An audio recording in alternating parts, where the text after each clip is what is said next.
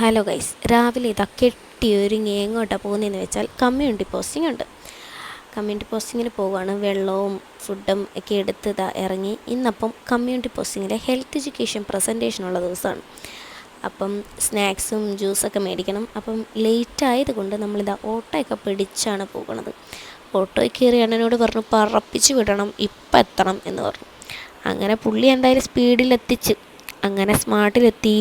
നമ്മൾ ഒരു ഫ്രണ്ടിനെ വിളിച്ച്. അവളിതേ ട്രോളിയൊക്കെ തള്ളി തള്ളി എക്സ്പ്രഷൻ ഇട്ട് വരുന്നുണ്ട്.